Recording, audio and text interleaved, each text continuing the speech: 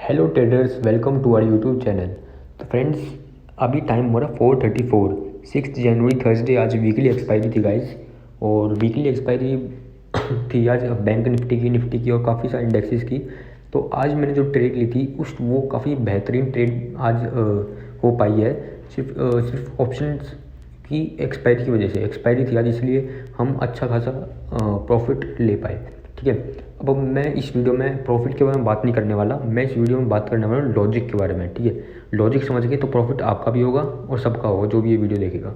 ठीक है बस आपको अच्छी अपनी प्रैक्टिस रखनी है ट्रेडिंग के लिए, ताकि आप अच्छे से आप अपनी ट्रेडिंग कर पाओ। तो इस वीडियो में मैंने जो इस वीडियो में आपको बताऊंगा कि ऑप्शन बाइंग भी एक्सपायरी वाले दिन कितनी प्रॉफिटेबल हो सकती है।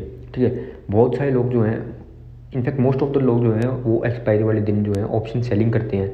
मैं भी मानता हूँ ऑप्शन सेलिंग अच्छी चीज़ है और एक्सपायरी वाले दिन काफ़ी बेहतरीन रहती है, पर ये एक मिथ है कि ऑप्शन बाइंग एक्सपायरी वाले दिन नहीं करनी चाहिए, या वो डेंजरस होती है, या फिर प्रॉफिट नहीं मिलता एक्सपायरी वाले दिन ऑप्शन बाइंग में। वो मिथ मैं आपका इस वीडियो में क्लियर करने वाला हूँ कि क्यों कि और ये सिर्फ इसी से एक्सपायरी की बात नहीं है, हर एक्सपायरी में ऑप्शन बाइंग से भी आप पैसे कमा सकते हो, बहुत कम इन्वेस्टमेंट से मेरा ये मतलब है कि जो प्रीमियम के प्राइसेस होते हैं ना वो काफ़ी कम होते हैं। और मैंने इस ट्रेड में जो मैं आपके साथ शेयर करने वाला हूँ आउट ऑफ द मनी लिया था। ठीक है, तो आउट ऑफ द मनी लेना थोड़ा सा रिस्की होता, थोड़ा सा ज़्यादा रिस्की नहीं होता। अगर आपको अपने ऊपर कॉन्फिडेंस है तो इतना भी कुछ है नहीं खास रिस्की, पर हाँ इन द मनी रहना, काफ़ी लोग बोलते हैं कि इन द मनी रो, वो मिथ मैं आपके साथ इस वीडियो में क्लियर कर दूँ कि इन द मनी नहीं, आउट ऑफ द मनी से भी पैसा बन सकता है एक्सपायरी वाले दिन। ये सारी चीज़ें पूरी वीडियो एंड तक देखना, विद प्रूफ मैं आपको दिखाऊंगा कि मैंने कहाँ बाय किया, कहाँ सेल किया। हाँ गाइज, मैंने 22 रुपये पे बाय किया था और 150 रुपये पे 151 पे मैंने एग्जिट किया है। ठीक है, 22 रुपये बाय किया और 151 पे एग्जिट किया है, अप्रॉक्स 7 टाइम्स। ठीक है, 7 गुना ज़्यादा प्रॉफिट अप्रॉक्स बता रहा हूँ मैं 7 गुना ज़्यादा आपको रिटर्न्स मिले, 7 × 7। ठीक है, मतलब अगर आप 1,000 लगाते तो 7,000, 1 लाख तो 7 लाख, 1 करोड़ तो 7 करोड़। तो ये तो ऐसे ही चलता जाएगा, जितनी आप इन्वेस्टमेंट करते हो उसका 7 टाइम्स आपको मिल जाता एक ही दिन में छोड़ो कुछ ही घंटों में। ठीक है, विद प्रूफ दिखाऊंगा आपको सारी चीज़ें, एंड तक देखना जब भी कह रहा हूँ आपको मैं आपको दिखाऊंगा कि प्रीमियम का प्राइस कैसे कहाँ कैसे गया है, और मैं ये भी शेयर करूँगा आपके साथ कि कैसे मैंने कहाँ एंट्री ली। तो बिना किसी देर के शुरू करते हैं इस वीडियो को, और सारे मिथ्स आज क्लियर हो जाएंगे, सारी चीज़ समझ में आ जाएंगी आपको। तो बैंक निफ्टी में मैंने ट्रेड लिया था, अभी आप देख सकते हो पूरी मार्केट रेड है। आज मार्केट अच्छी खासी थोड़ी सी फॉल आई थी, बाद में मार्केट बहुत ऊपर गया था। तो मैंने कहाँ, पहले आप चार्ट्स देखते हैं, हम चार्ट्स में समझते हैं क्या चक्कर चल रहा है। तो देखो गाइस, ये है आज का दिन। सबसे पहले तो गाइस हम 1 मिनट के टाइम फ्रेम में हम ये पूरा चार्ट एनालाइज करेंगे। बैंक निफ्टी का 1 मिनट का टाइम फ्रेम है ये। ठीक है, बहुत ध्यान से कॉपी लेके रख लो, बेसिक समझ लेना क्या मैं कह रहा हूँ। आप भी इसी तरह से अगर आप एंट्री लोगे अपनी और एग्जिट लोगे तो आपको बहुत आसानी हो जाएगी ट्रेडिंग करने में, आप बहुत प्रॉफिटेबल ट्रेडर ईजिली बन जाओगे, कोई बहुत बड़ी बात नहीं है। आप लोग एक बात हो रहा है, आप लोग डेली मेरी ये वीडियो देखोगे ना ऐसी मतलब बैंक निफ्टी का मैं बताता हूँ कि आज क्या सेटअप बन रहा था, मैं प्रॉफिट हुआ लॉस हुआ, प्रॉफिट हुआ तो क्यों हुआ उस चीज़ से भी आप सीखोगे, लॉस हुआ तो क्यों हुआ उस चीज़ से भी आप सीखोगे। तो आप धीरे धीरे सिर्फ मेरे चैनल से ही सीखते जाओ तो आपको भी बहुत ज़्यादा एक्सपीरियंस ऑटोमेटिकली हो जाएगा। कुछ आप अपनी तरफ से सीखो, कुछ मैं अपनी तरफ से सिखाने की कोशिश करूँगा कि आपने लॉसेस के बारे में बताऊँ कि मेरे लॉसेस क्यों हुए और प्रॉफिट हुए तो क्यों हुए। ठीक, दोनों चीज़ें जानना जरूरी है कि लॉस हुए तो क्यों हुआ, प्रॉफिट हुआ तो क्यों हुआ। ठीक है, वो उसी से ही आप अपना एक्सपीरियंस गेन कर लोगे और आप उससे ही अपनी प्रॉफिटेबल ट्रेडिंग की जर्नी बना सकते हो। तो सबसे पहले तो गाइस हम देखेंगे, इसमें हमें आज गैप डाउन देखने को मिला था काफ़ी। देखो 4-5 दिन से काफ़ी ट्रेंडिंग थी मार्केट, तो गैप डाउन होना तो भाई बनता ही था। ठीक है, क्यों? क्योंकि थोड़ा सा करेक्शन मार्केट को चाहिए, मार्केट एकदम ऊपर जाए हमेशा नहीं जाता रहता। पूरे पूरे हफ्ते जो है मार्केट बढ़ा है, मंडे ट्यूसडे वेडनेसडे, आज थर्सडे था, आज भी थोड़ा सा घटा है, पर आज भी कोई बहुत बड़ी गिरावट नहीं आई। शुरू में मार्केट थोड़ा सा गिरा था। ठीक है, यहाँ तक 9:36 के आसपास, 9:30 के आसपास तक घटा था, फिर उसका सीधा ऊपर ही ऊपर जाता रहा। ठीक है तो ये चीज़ मैं आपको बताना चाह रहा हूँ कि अगर मार्केट एकदम इम्पल्सिव मूव देते ना ऊपर की तरफ या नीचे की तरफ, तो थोड़ा सा आपको करेक्शन भी देगा। ठीक है, तो वही हुआ, आज हमें थोड़ी सी करेक्शन देखने को मिली, थोड़ा सा गैप डाउन था। और गैप डाउन था तो इसका मतलब ये है कि मैंने जो एंट्री ली है ना वो गैप के बेसिस पे लिए, कि गैप में फिल करना चाहता था। जो मार्केट ने जो गैप बना रखा है ना, इतना बड़ा जो गैप है, गैप डाउन जो हुआ था, तो मैं चाहता था कि मार्केट जो है कम से कम वापस वहाँ तक पहुँच जाए जहाँ पे इसने क्लोजिंग दी थी।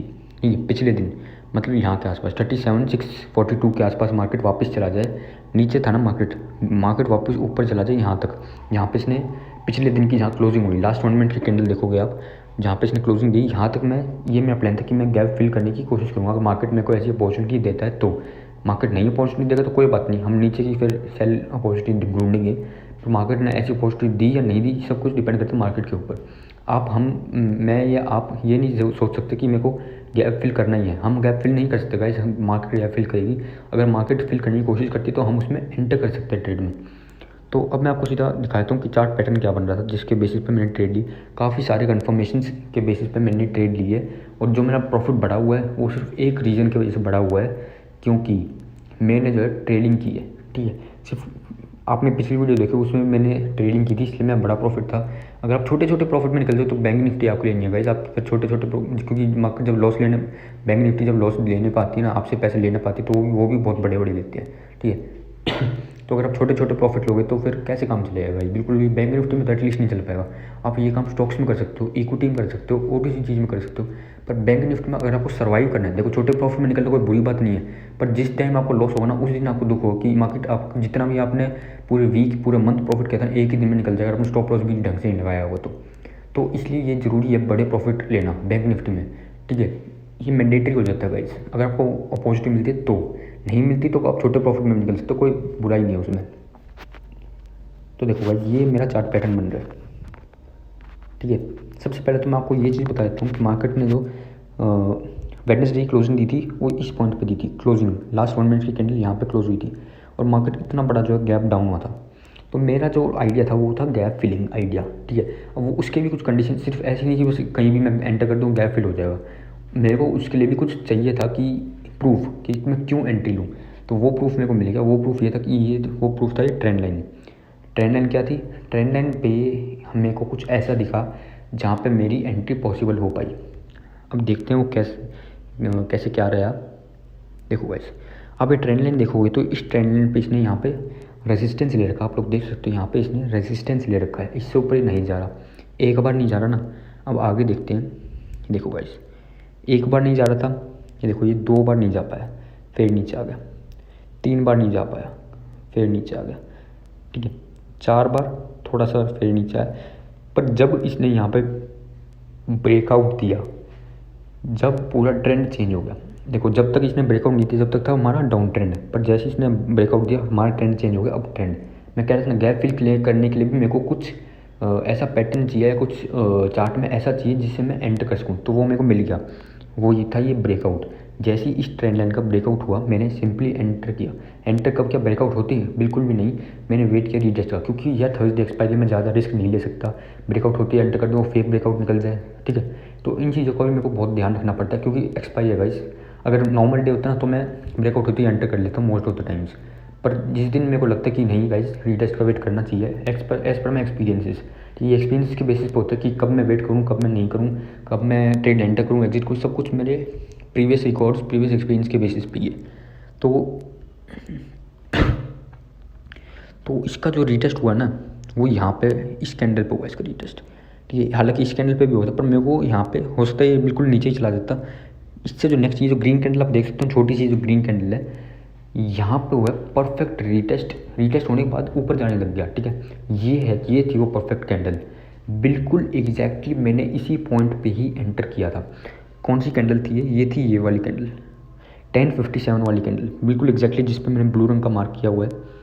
वापस आपको बड़े तरीके से दिखा देता हूँ, ये वाली कैंडल गाइस, ये छोटी सी आप ग्रीन कैंडल देख रहे हो ना, एग्जैक्टली मैंने इस कैंडल के क्लोज होती है, देखो मैं कैंडल का क्लोज होने का वेट करता हूँ। जैसे 1 मिनट की तो बात है यार, 1 मिनट में क्या सब्र रखना चाहिए, थोड़ा पेशेंस रखनी चाहिए।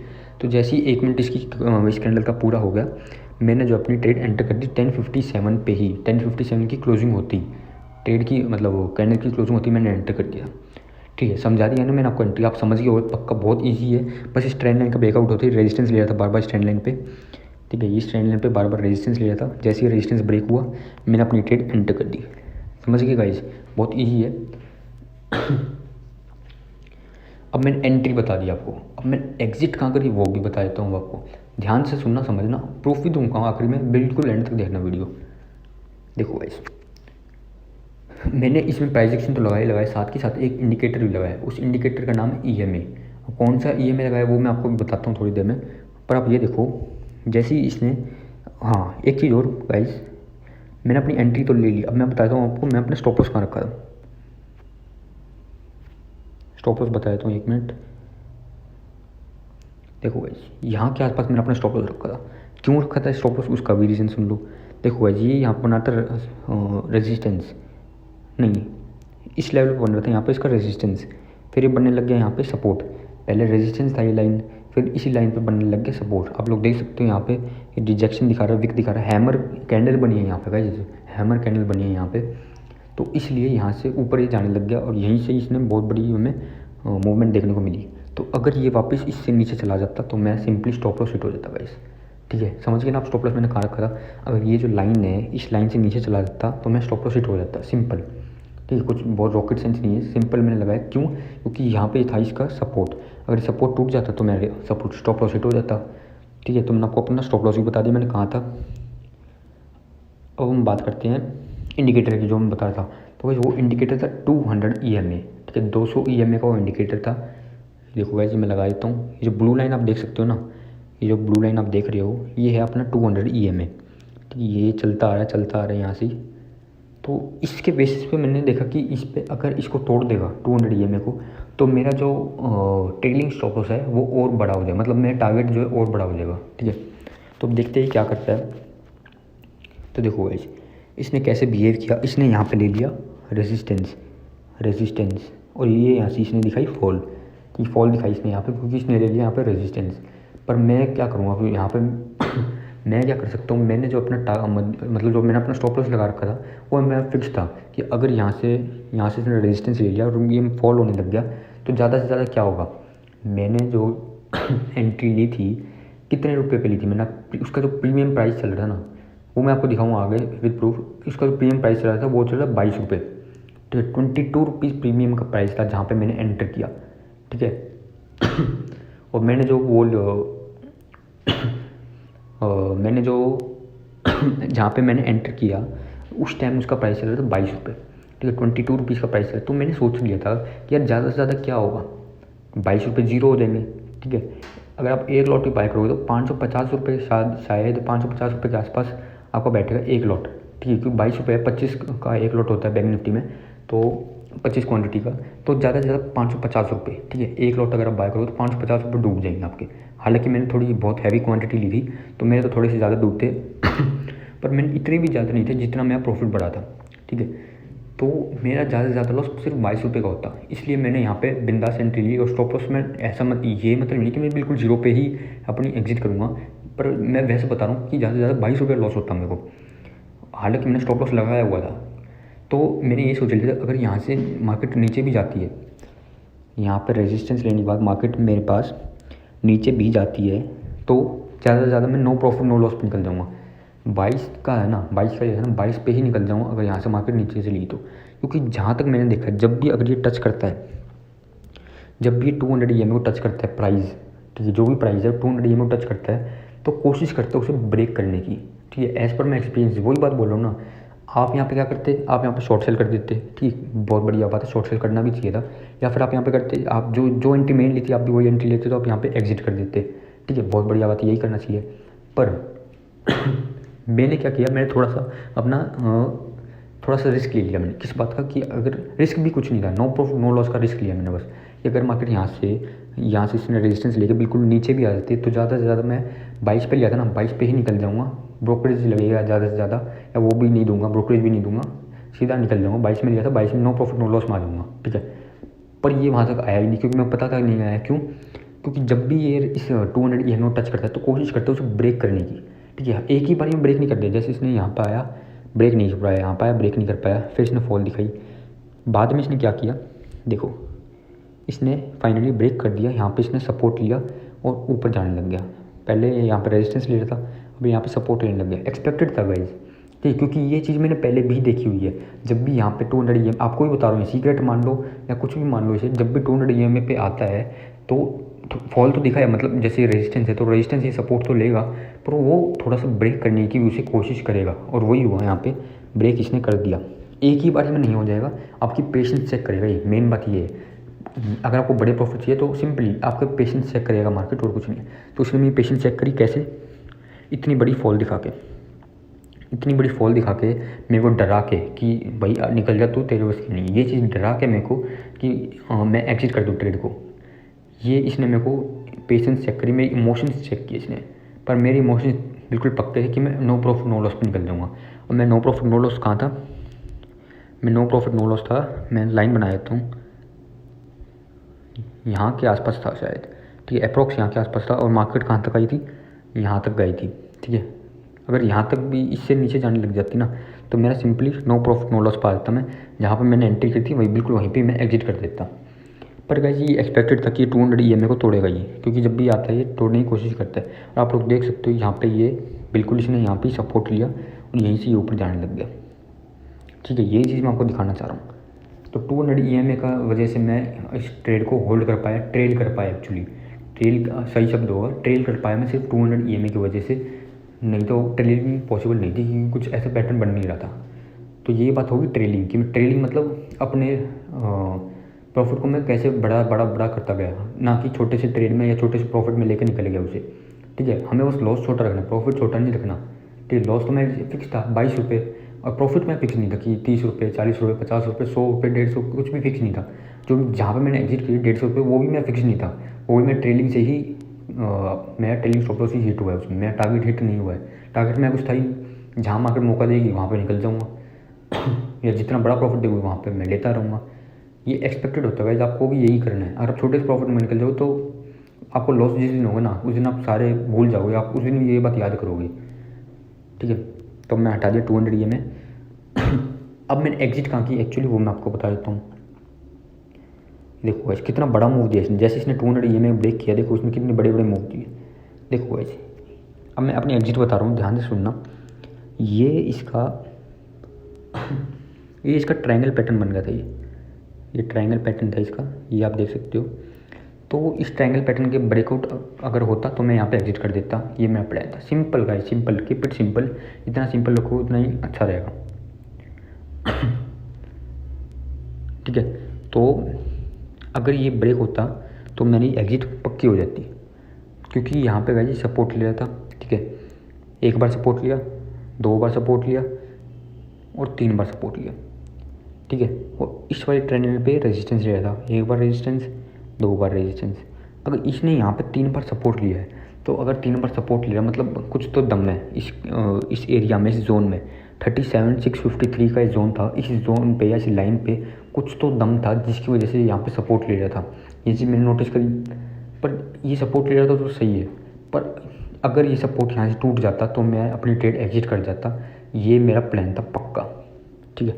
और गाइस वही हुआ, इसने यहाँ पे ये एग्जिट कर मतलब नीचे इसने ब्रेकआउट दे दिया, ब्रेक डाउन दे दिया एक्चुअली, क्योंकि गाइस ये यहाँ पे सपोर्ट लिया, और वो सपोर्ट ये नीचे ब्रेक कर चुका है, ऑलरेडी ब्रेक कर चुका है। तो मैं क्यों रुकूंगा गाइस, आप बताओ। आप मेरी जगह होते हैं कि कोई सपोर्ट है एक, वहाँ पर बार बार सपोर्ट ले रहा है, ठीक है। तब जब तक सपोर्ट ले जब तक तो आप ठीक हो, पर जैसे ही वो सपोर्ट टूटेगा तो आप फिर भी बैठे रहोगे उस ट्रेड पे। क्यों, लॉस करवाना रहेगा या प्रॉफिट जितना किया था वो मार्केट को वापस देना रहेगा आपको। सोचो ना गाइस, सिंपल लॉजिक है।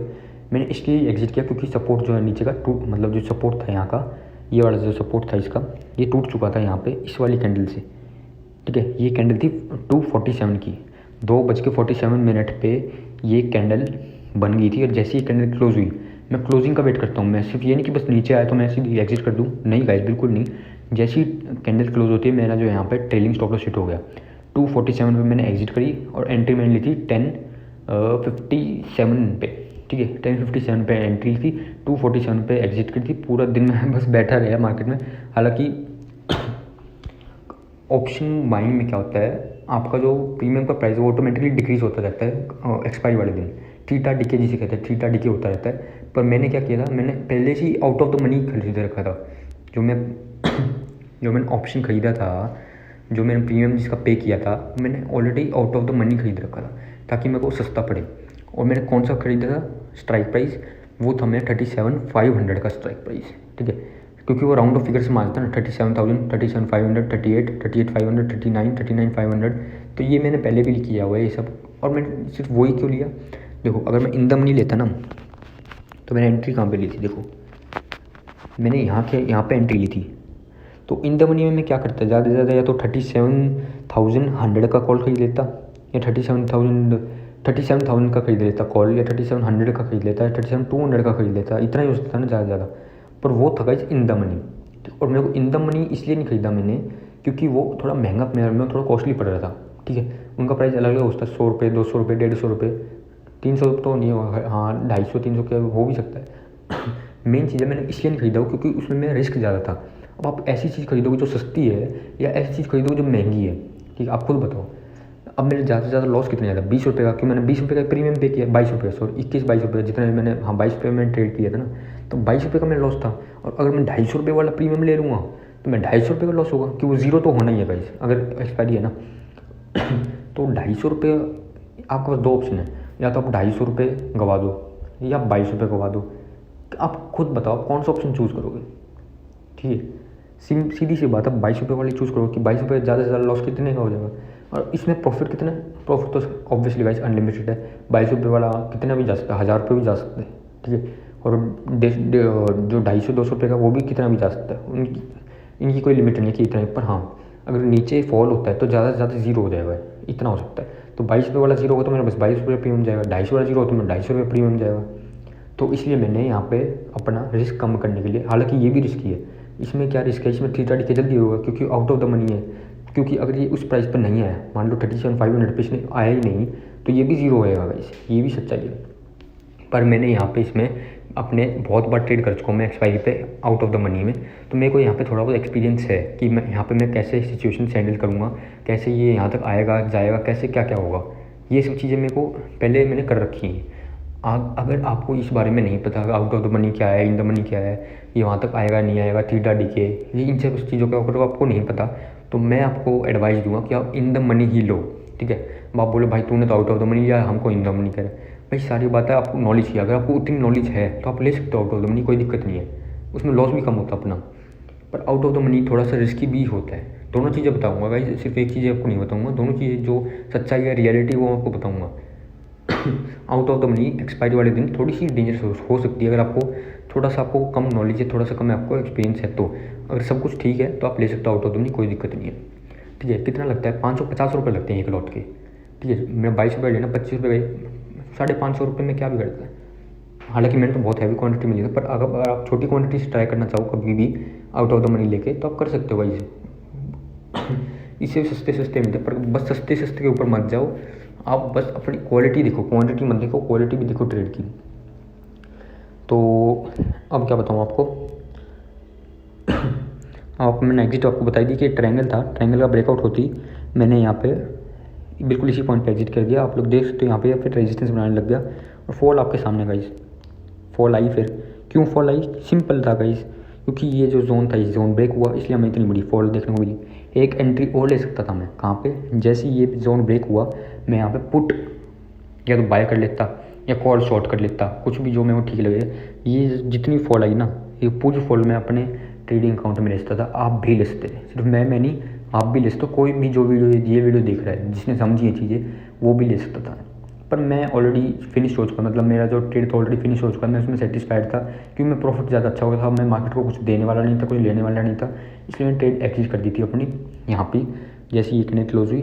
और एग्जिट करने के बाद मैंने यहाँ पे एग्जैक्टली एक और ट्रेड ले सकता था, पर मैं काफ़ी टाइम उसमें बैठा रहा तो इसलिए मैंने ली ट्रेड में बोर हो चुका था देखते देखते, क्योंकि मैं यही ट्रेड इसमें ही इतना टाइम लगा, 10 बजे एंट्री ली, 2 बजे एग्जिट करते हूँ, 5-6 घंटे, कितने घंटे लोग गया भाई साहब खुद देखो, इतने घंटे तक मैं बैठा, इसलिए मैं दूसरी ट्रेड लेने का मूड नहीं था।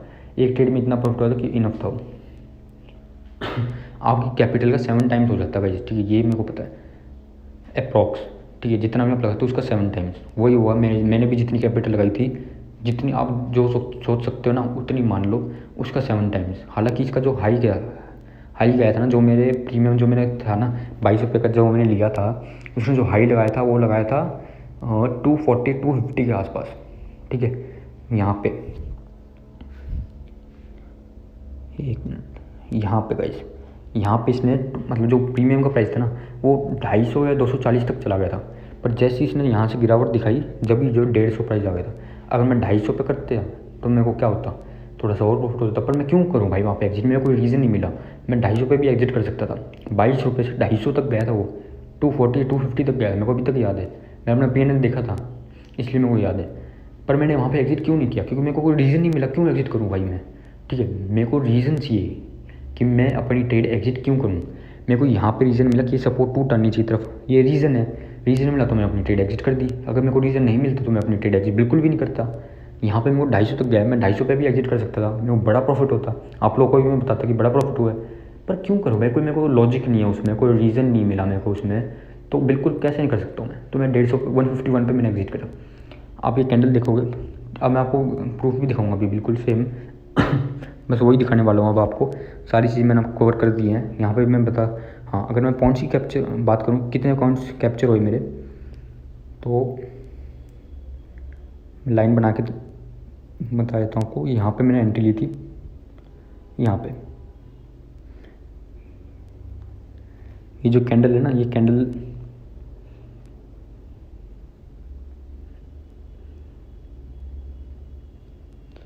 ये जो कैंडल थी ग्रीन वाली, जैसे ही इसने यहाँ पे रीटेस्ट करके ऊपर जाने लगी तो यहाँ पे मैंने अपनी एंट्री ली थी इस वाली कैंडल की क्लोजिंग पे ही। और एग्जिट मैंने आपको बता ही दिया, एग्जिट मैंने आपको बताई दी यहाँ पे कि यहाँ पे मेरी एग्जिट थी क्योंकि इसने सपोर्ट तोड़ दिया था।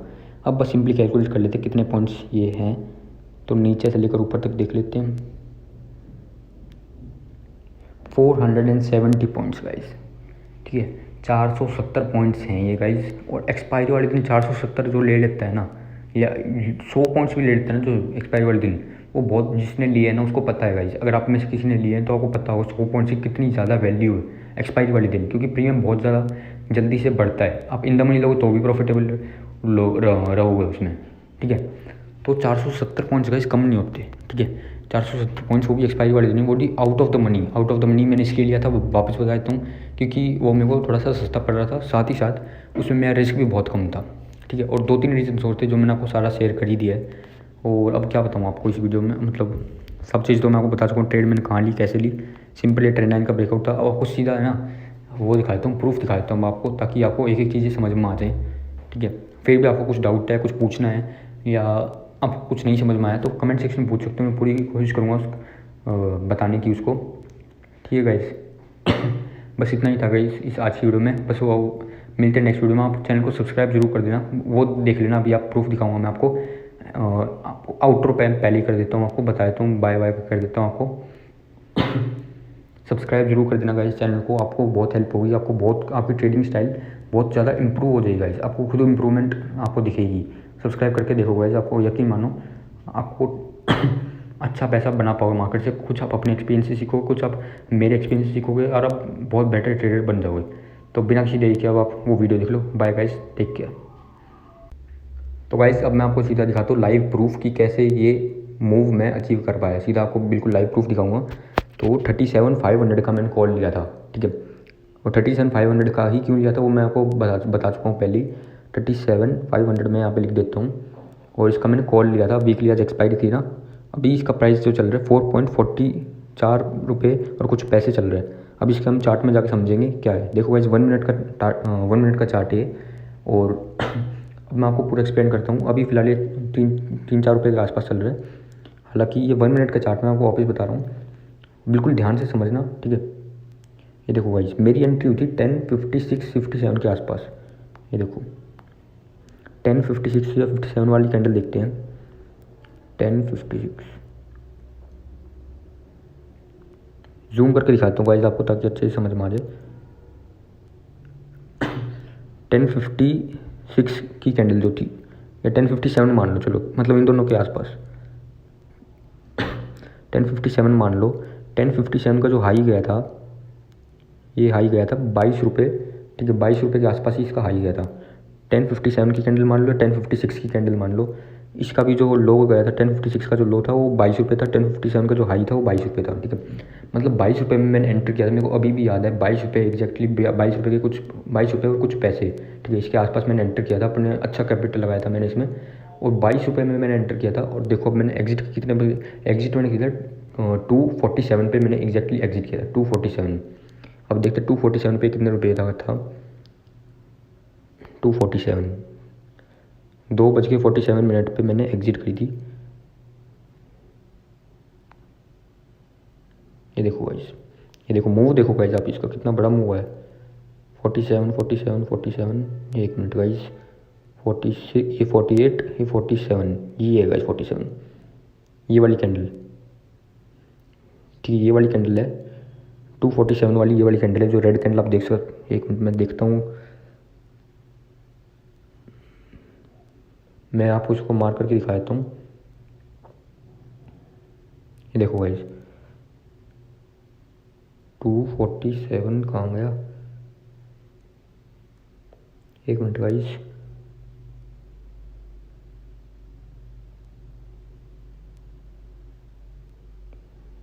ये वाली कैंडल गाइस,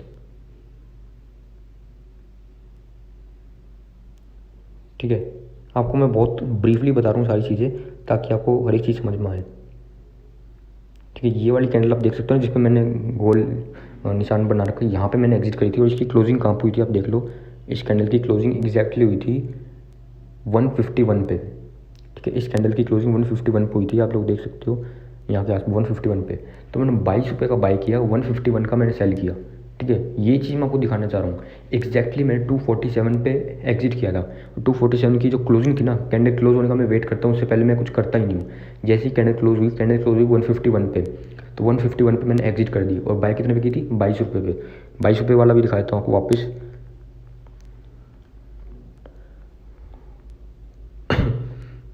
22 रुपये वाला वापस दिखा देता हूँ आपको, जूम करके बढ़िया तरह से एकदम दिखा देता हूँ आपको।